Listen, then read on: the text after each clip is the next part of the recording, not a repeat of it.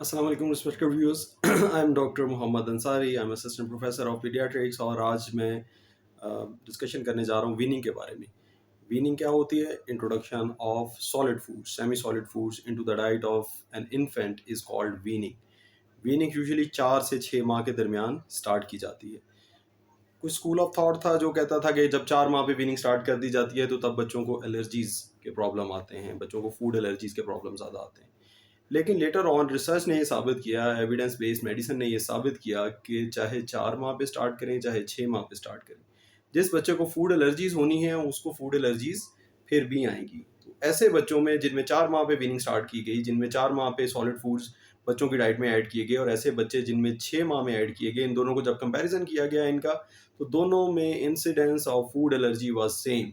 लेकिन बेनिफिट उन बच्चों को जिनको 4 माह की उम्र में सॉलिड फूड्स दे दिए गए थे, उनमें फ़ायदा ये हुआ था कि उनका लेटर ऑन लाइफ में उनकी ईटिंग हैबिट्स बेहतर थी, उनकी डिपेंडेंसी ऑन मदर कम थी, उनकी फैमिली में एंग्जाइटी, मैटरनल एंग्जाइटी कम थी ईटिंग के लिहाज से, उनको आयरन डेफिशिएंसी, एनीमिया के चांसेस कम हुए थे, उनकी ग्रोथ बेहतर हुई थी।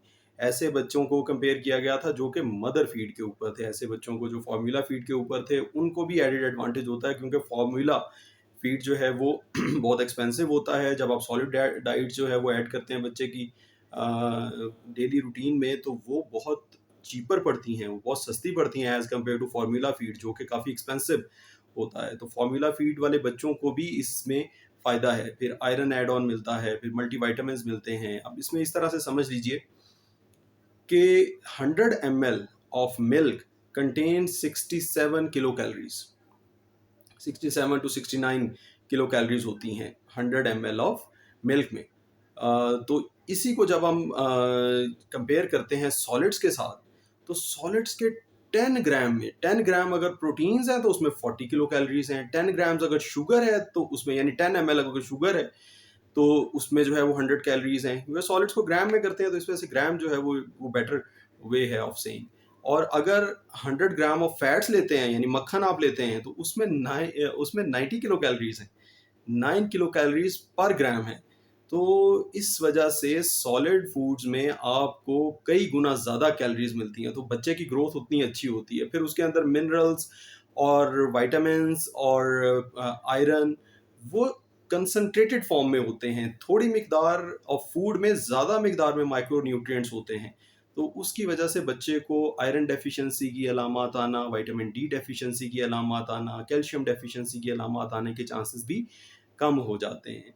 तो वीनिंग जो है वो 4 से 6 माह पे कभी भी स्टार्ट की जा सकती है। 4 माह पे वो लोग स्टार्ट करें जो जिनको मिल्क बहुत एक्सपेंसिव लग रहा है, जिनको प्रॉब्लम आ रही है कि वो मिल्क इतना अफोर्ड नहीं कर सकते, जहाँ पे मदर फीड अवेलेबल है और बेबी जो है वो अनीमिक नहीं है, बेबी थ्राइविंग है, अच्छा वेट गेन हो रहा है, उसका 5 माह पे वेट जो बर्थ वेट था उसका डबल हो गया है या डबल से ज़्यादा हो गया है, तो फिर परेशानी की बात नहीं है। अब बताते हैं आपको कि आपने कौन-कौन सी डाइट्स कैसे-कैसे स्टार्ट करनी है वीनिंग के लिए। वीनिंग के लिए जो डाइट्स देने का तरीका है वो आपने सबसे पहले ऐसी डाइट्स देनी है जिनके कोई नोन एलर्जी नहीं है दुनिया में, जिससे दुनिया में किसी आदमी को, किसी फर्द को एलर्जी नहीं है। गाय का दूध नहीं देना, अंडा नहीं देना। शुरू में आपने ऐसे बच्चों को ऐसी चीज़ें नहीं देनी जो कि एलर्जी कॉज़ कर सकती हैं, जैसे गंदम इवन एलर्जी कॉज़ कर सकती है गट की। तो शुरू आप कैसे करेंगे? आप सबसे पहले शुरू करेंगे बॉइल्ड पोटैटो के साथ या राइस बेस्ड सीरियल के साथ। कोई सीरियल होगा जो कि राइस के साथ बना हुआ होगा, उसमें ऐड ऑन दूध नहीं डालेंगे, उसको पानी में बनाएँगे। ठीक है जी? आप चावल से बनी हुई चीज़ें बच्चे को खिलाएँगे, बहुत थोड़ी-सी मिकदार में बिल्कुल नरम की हुई खिचड़ी खिलाएँगे। ठीक है जी? और ये हर एक चीज़ के दरमियान आप 1-1 हफ्ते का गैप रखेंगे। जब बच्चा 4 माह का हो जाए, 4 माह 10 दिन का हो जाए, तो आप एक कोई सब्ज़ी उबली हुई ऐड करें, जैसे आलू ऐड करें। उसके बाद आप ऐड करें उसके अंदर चावलों की खिचड़ी 1 हफ्ते के बाद ऐड करें, थोड़ा-थोड़ी मिकदार में। और उसके बाद, यानी अभी 2 खाने हो गए दिन में। और उसके 1 हफ्ते के बाद आपने एक और उबली हुई सब्ज़ी, जैसे कुछ लोग उबला हुआ शलजम देते हैं, कुछ लोग उबली हुई गोभी देते हैं, कुछ लोग उबली हुई गाजर देते हैं बच्चों को, वो दें।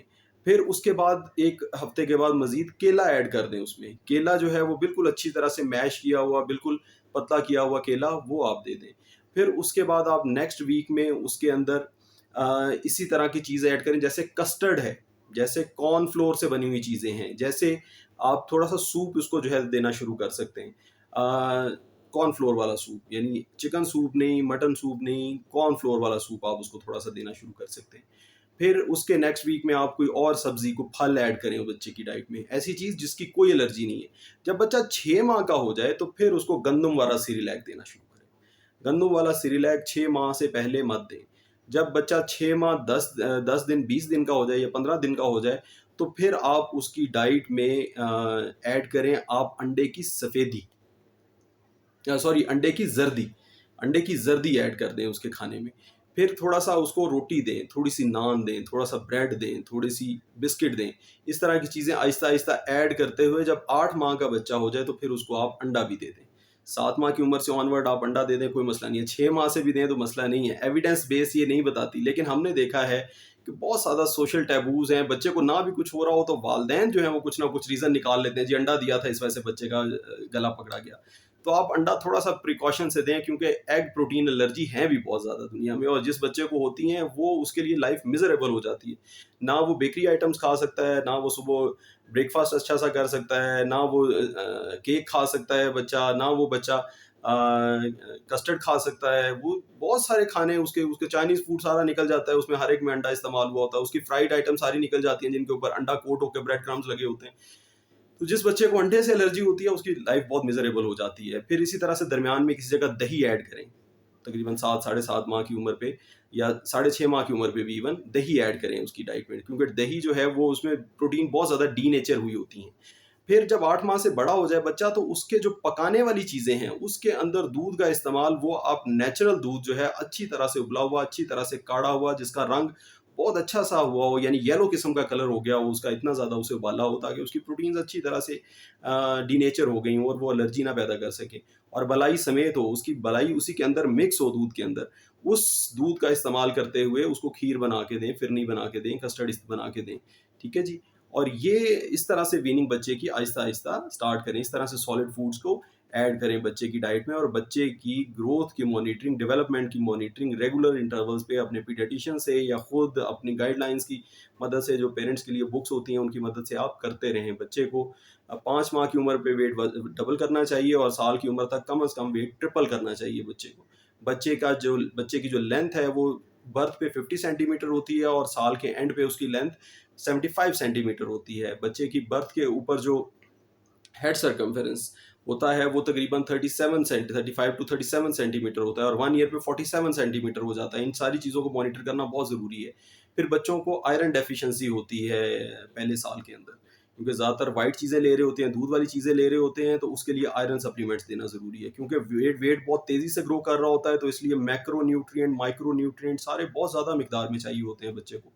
और बच्चे को बार-बार इवैल्यूएट कराना अपने पीडियाट्रिशियन से ज़रूरी हो जाता है, ताकि वो कोई भी ऐसे साइन एंड सिम्पटम जो आपकी नज़र में नहीं आ रहा, जो आपको समझ नहीं आ रही है, जो आप जो है वो देखने से कासिर हैं, क्योंकि आपके पास तो वो मेडिकल नॉलेज नहीं है, तो वो डिटेक्ट करके उसको बर वक़्त उसका इलाज कर सके। बाद में फिर पेरेंट्स आते हैं हमारे पास 4 साल की उम्र में आते हैं, डॉक्टर साहब इसके दाँतों को सारे को कीड़ा लग गया है। तो जब दाँत देखते हैं हम तो दाँत उसके चाकी दाँत होते हैं। बिल्कुल जो है वो अनबाउंड फ्री कैल्शियम पड़ा होता है, जो कि अच्छा सा, जिसने कोवेलेंट बॉन्ड नहीं बनाया होता है, जिसके दरमियान अच्छी सी बॉन्डिंग नहीं हुई होती, तो वो जो चाकी सा कैल्शियम होता है दांतों के अंदर, वो पायरोफॉस्फेट क्रिस्टल्स नहीं अच्छे से बने होते, वो कैल्शियम ही पड़ा होता है बस, और वो कैल्शियम फिर कीड़े इजीली इरोड कर जाते हैं, उसको खा लेते हैं, वहाँ पे फिर कैरीज बन जाती हैं, कैरीज के ऊपर जर्म सेटल होते हैं, फिर ऐसे बच्चों को बार बार गला खराब होता है।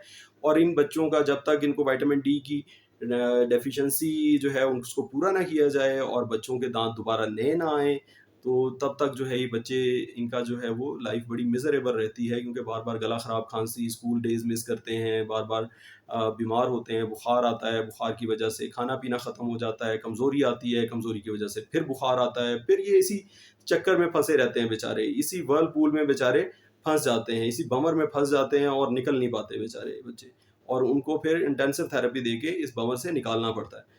तो ये थी व्यूअर्स मेरी आज की गुज़ारिशात। उम्मीद है आप लोगों को पसंद आया होगा मेरे ये आज की टॉक। अगर आपको अच्छी लगे तो लाइक कीजिए, सब्सक्राइब कीजिए मेरे चैनल को, अपने दोस्तों को रिकमेंड कीजिए। Thank you very much. अस्सलाम वालेकुम।